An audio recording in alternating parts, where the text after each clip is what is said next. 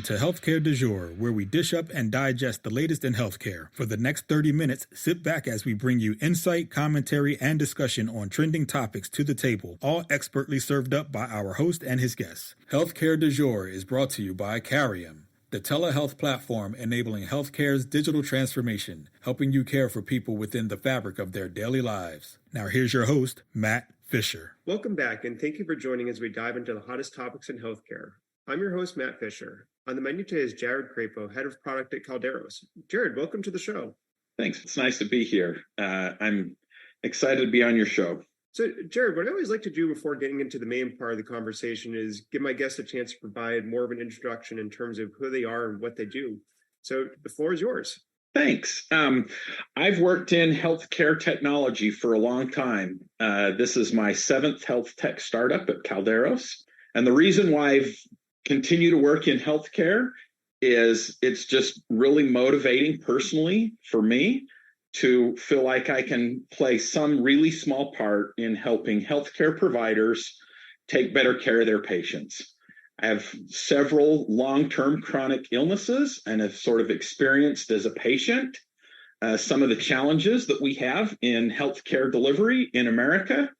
And it's very personally satisfying to me to feel like I can contribute in some small way to help make healthcare better for everyone in America. So that's why I've sort of gravitated to healthcare. I've been at Kalderos for about 18 months now, and it's been a new challenge for me. Prior to joining Kalderos, I've always worked at companies that worked very closely with hospitals. And so this has given me a broader set of stakeholders, and I've really learned a lot. So you just said that you've been through 7 different startups, and have a personal connection to healthcare. But so was that personal connection what drove you into healthcare in the first place, or kind of what did actually bring you into the healthcare startup world the first time? So it was actually not that glamorous. When I was looking for my first job in college, my dad knew someone who worked in health tech and helped me get a job. And I kind of liked it, and so I've stayed there. So it was one of those kind of accidentally fell into something that I grew to love. Yeah, no, I think kind of those happy accidents are sometimes the best ways to get into something, because it's not too dissimilar from how I ended up getting into healthcare as well. So kind of thinking about your current position, as you said, you've been at Kalderos for about 18 months and you came from more of a hospital focused space. So what is your focus now? Kind of what are the topics that you're directing your attention to? Yeah, so Kalderos is a company, we're a data analytics company, and we're focused on drug discounts. And when I joined the company, I came to appreciate that this is one of the larger programs or parts of healthcare that very few people are aware of. It turns out that there's $223 billion a year of drug discounts in America, and there's a whole bunch of people that don't even know that this thing exists. I certainly did not appreciate the magnitude of this part of the healthcare ecosystem and the benefits that it brings to providers and to patients and why it exists and how large it is. And so that's where Kalderos is focused. We have products and solutions for the stakeholders that are involved in drug discount programs in America. So when you're talking about drug discount programs, can you help just define that a little bit? Because as you said, it definitely is an area that kind of flies under the radar for the general public and probably even largely under the radar for a lot of folks, even within healthcare. Yeah. So let me give an example that I think everyone could relate to. You go to your doctor, you receive a prescription for a medication. These days, that almost always gets electronically transmitted to your selected pharmacy. You go there later that day or the next day and you pick up your prescription and they tell you what your copay is going to be. And you pay your copay and you walk out of the pharmacy with your medications. And that process, the payments, the insurance claim process, and so on, for that part of the dispensing a prescription is very electronic, very automated. highly functional and automated system. It works pretty well. It turns out, after you have gone home, there's another pretty complex set of financial transactions that take the form of rebates, adjustments, discounts that happen after the dispense of the medication has already occurred. And these discounts and rebates are programs, some of them are programs created by Congress, some of them are privately negotiated agreements between drug manufacturers and pharmacy benefits managers and payers. But there's another world of financial transactions that take place between these stakeholders after you have left the parking lot with the medication in your hand. And so collectively, these are known as drug discounts. Let me give you a couple of more specific examples of the largest of these programs, or the most well-known of these programs, just so you have maybe a good anchoring frame of reference for the rest of our discussion. One of the largest of these programs is called the 340B program, and it's called that unimaginatively, named after the section of the United States Code in which it's found, kind of like our 401k plans, our retirement plans, also named after the section of the United States Code. Same thing for 340B. So this program was created by Congress as a mechanism to provide financial resources to safety net healthcare providers and the vulnerable communities that they serve. So in the 340B program, if you are one of these safety net providers, for example, say you're a small rural hospital who covers a large geography of patients, not a lot of patients, but a large geography, or say you're a community health center, or say you're an urban safety net hospital, you qualify under the 340B program to purchase drugs, pharmaceutical products, at a substantial discount, which you can then bill insurance for, just like you would for anything else when you dispense those medications to your patients. And you get paid sort of the going insurance rate, but you got to buy these drugs at a substantial discount. And you can use that money to continue to provide healthcare services for your community. So that's the purpose of the program. It's essentially a subsidy paid for by drug manufacturers to underserved healthcare communities. That's a great objective, right? We want to provide better healthcare for underserved healthcare communities. This is a mechanism to increase funding for that. And so that's how the program works. So I'm guessing there's a big but that comes along with that, though, because it sounds like, as you said, the goal and the basic mechanisms hit a great need, especially as you said, it's supporting safety net providers and addressing vulnerable populations. However, as I said, I suspect that there is a follow-on to that where maybe it's not quite operating that way. You're exactly right. So it turns out the 340B program is one of 14 government drug discount programs, in addition to the many privately negotiated agreements between commercial payers and health and drug manufacturers. And it turns out that the relationships between these programs, and in some cases, the lack of clarity from the government regulations that govern these programs, create a lot of challenges.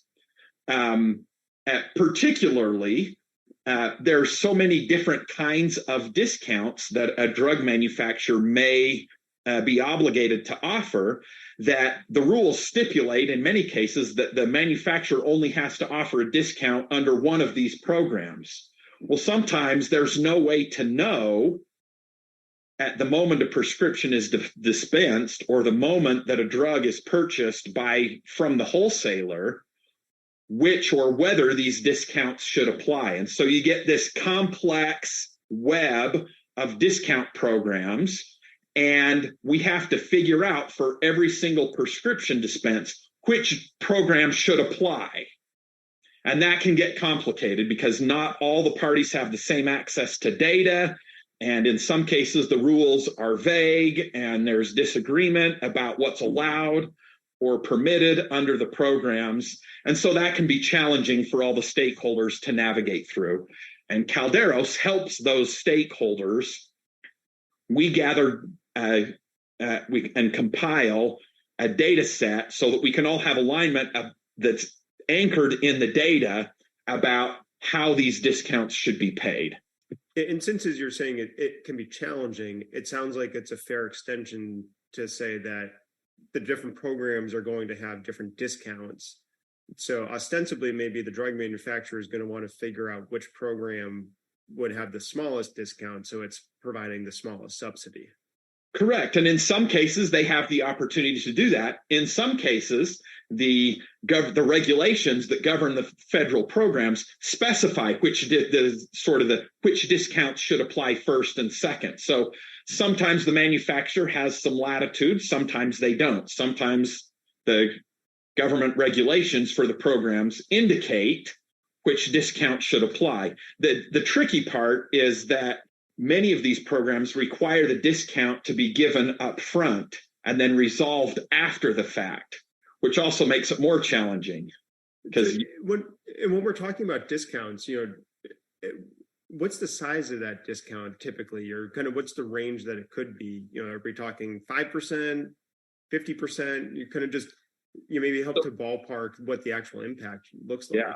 So it depends on the drug. So there's a fair amount of variation in the program. But under the 340B program that we mentioned before, the discounts range from, like 20 to 50%.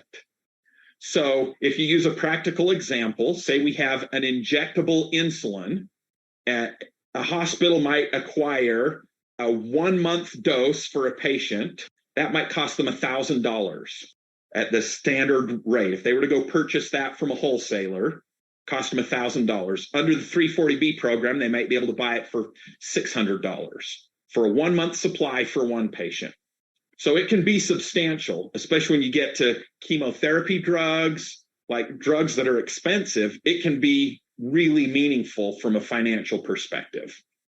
Yeah, and then I think, as you were saying, because they're able to purchase it at the discount but be reimbursed at the full rate, that the differential that they realize is then supposed to be reinvested into the broader delivery of services. Is that an accurate summary? That's exactly right. So the insider term for that difference between what you purchased it for and what you get to reimbursed for it, we call the spread. And under the 340B program, these healthcare providers, think an urban safety net hospital, they can use this to hire more nurses. They can use it to replace their hospital beds. They can use it to, attract a neurologist who can work and provide better neurology services for their patients. So they have broad latitude in how they allocate the funds to best serve the needs of their healthcare community. That sounds like it's a relatively clear benefit for the provider organization. I think it initially, and hopefully I heard correctly, is that there can also be a benefit for the patient from the discount, or maybe not necessarily at 340B, but from some of the discount programs. So what are some of the benefits that patients might directly realize? Yeah, so sometimes they're indirect benefits. Generally, these drug discount programs do not provide direct patient benefits. So many people are familiar with drug discount programs like GoodRx, for example, right? Where a patient gets a drug discount card and they can use that to get reduced co-payments or reduced patient responsibility payments when they go receive a prescription at a pharmacy. The drug discounts that we've been discussing today are different from that. So generally, the patient benefits from from the discount programs we're talking about today are indirect. So, for example, if I am a diabetic patient and I refill my insulin, I live in downtown Chicago. Our company's headquartered in Chicago, so I use that example. If I live in downtown Chicago and I refill my insulin at the hospital, the benefit to me as a patient is I can get my medication filled at a healthcare location that I'm familiar with, and I'm going to have access to that medication that's easy for me to get to. I don't have to take the train out to the suburbs to get my insulin refilled because I have to go to, some specialty pharmacy location. I can go to the hospital near my home and have access to the medications that I need, right? So that's an indirect patient benefit, but it is a meaningful patient benefit. Yeah, no, I think that's a great point to raise, because then it starts to kind of account for some of the SDOH factors by looking at the surrounding circumstances for the individuals who are being treated by the organizations that can take advantage of the programs. Right. And, that same thing applies like at a community health center, right? If I can, with a single trip to a community health center, both have a visit with my physician and get the medications that I need and leave that one visit with all that I need, like that's great for a lot of patients. They don't have to go make a separate trip to a pharmacy. They don't have to worry about, going to find their good RX card and going to shop at 3 or 4 hospitals to figure it out. Like they can just get the therapies that they need in a much easier and streamlined way. Yeah, no, I think that, as I said, that makes a lot of intuitive sense. And for those of you just joining, I'm talking about Jure Crapo of Kalderos. We're talking about different forms of drug discount programs. So, Jared, we focus a lot on 340B and the benefits and a few of the challenges. I think is you're pointing out around determining which is the appropriate discount program to apply in a particular circumstance. But beyond that matching of the program, what are some of the other challenges or complications that have been seen as these various programs have been adopted and put into practice? Yeah, so I would classify them into a couple of categories. One of the categories is particularly for the government programs. In a lot of cases, they're the guidelines from the Department of Health and Human Services are unclear. And because you have so many stakeholders involved, there's, a bit of jockeying about what is the intent, what's actually allowed under the guidelines and what isn't. And, in some cases, these have escalated into legal actions and court cases to try and drive clarity about what's allowed and what's not allowed in the program. So that's one category of issues. And, I'm not a legal or health policy expert. We pay close attention to the developments there, but we're not primarily advocating for what we think the right policy is. Our company is more focused on, once we understand how the programs can work or are intended to work, how can we streamline the operations of those programs and make them efficient for the stakeholders to operate? And there's lots of opportunity. There's a lot of work to be done there. For example, in some of these programs, another example of one of these programs is called the Medicaid Drug Rebate Program. And the purpose of that program is to provide a funding source for state Medicaid programs, right? So state Medicaid agencies can request rebates from drug manufacturers for the drug products that they have dispensed and paid for Medicaid patients, right? So all Medicaid patients can benefit under this program because now their state Medicaid agency has additional financial resources available. They can cover more patients and so on, right? Well, in the Medicaid drug rebate program, it's not always clear whether that discount should or should not apply and what the relationship is to the 340B program, right? And the only way to reconcile that accurately is to combine data from multiple sources so that we know for a particular dispense which of these things should apply. And sometimes we need to go ask the patient's physician, or we need to go ask the healthcare provider to provide additional information so that we know which discount should apply. And so Kalderos has built relationships with these healthcare providers so that they can provide us the additional information necessary so that we can determine which discount should apply.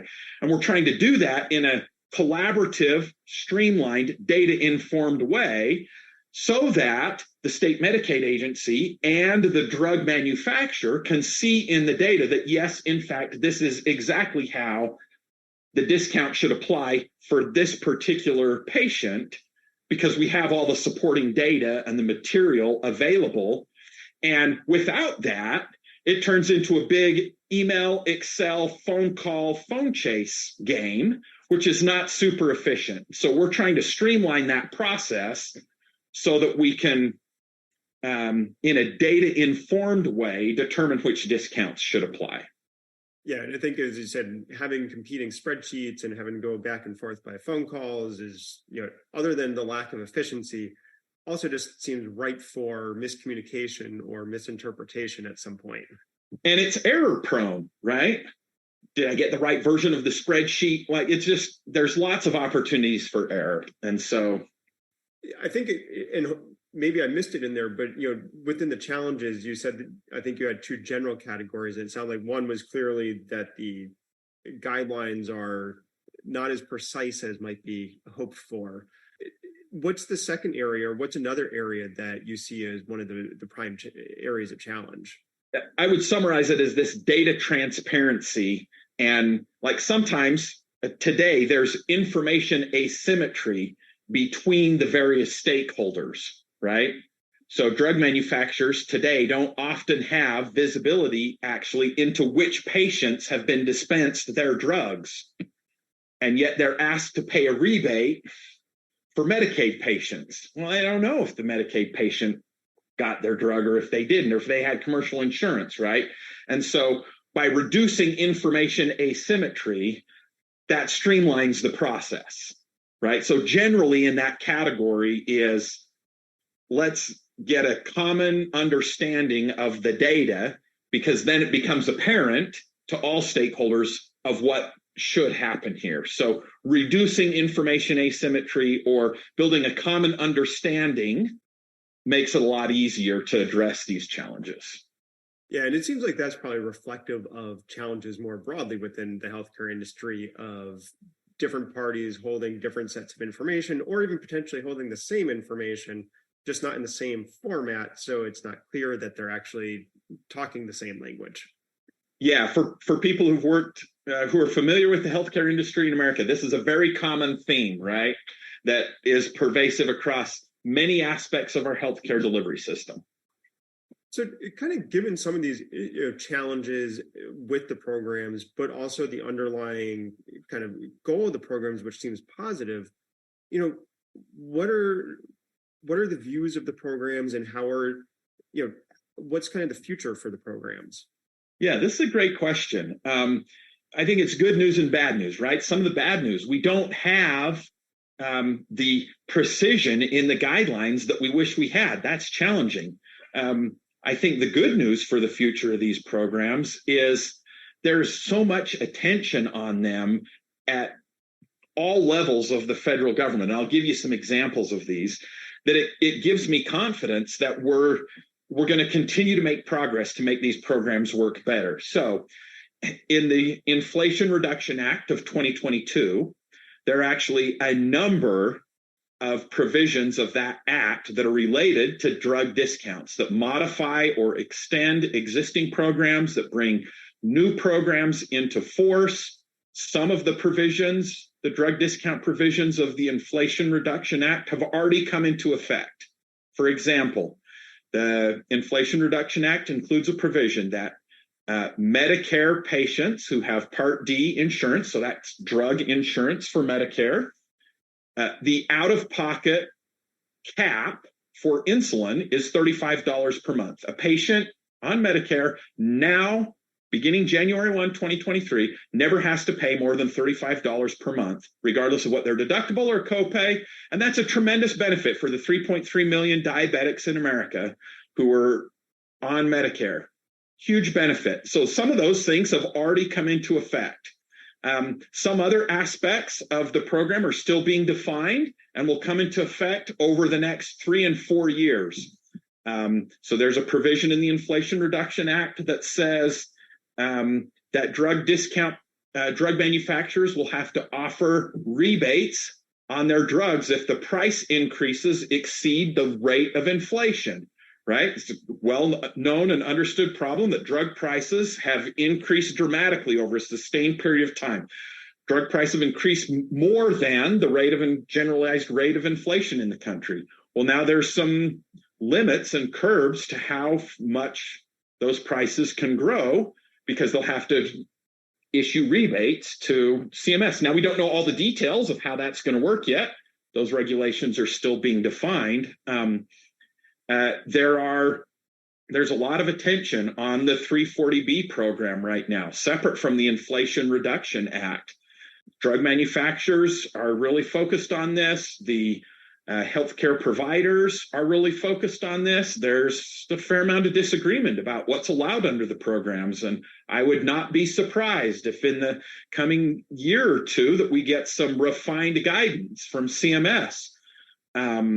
So there's a lot of activity here. And as you would expect with any program this large with as many stakeholders, there are a lot of differing opinions about what should work and what would be best for my interests and their interests. And but I have a lot of hope that because of the attention, because I think all the stakeholders are really focused on the purpose of the programs to provide healthcare services for vulnerable populations and underserved communities, that we'll be able to continue to figure out how we can make these programs work better and get more precision in the guidance and figure out more efficient ways to collaborate to serve the ultimate needs of these programs. So I'm very optimistic. Yeah, no, and I think you're right. As intention increases, that usually drives activity, especially if there's mounting political attention. But believe it or not, we're already almost out of our time. So I'm going to close with one final question. See if you can give me a quick off-the-cuff feel of, given all that attention and all the different things under consideration, if you had a magic wand, what's the one thing that you would have, or what change would you make immediately? I think immediately, the most benefit for all the stakeholders could be gleaned from more specific guidance from HHS about the interrelationships and the specific provisions of the government programs. There's a lot of disagreements about that right now. And if we had more clarity on those guidelines about 340B in particular, but about all the government drug discount programs, I think that would be a tremendous short-term benefit. Well, hopefully your magic wand will be able to sprinkle some hope out there. But as I said, believe it or not, we're already out of time.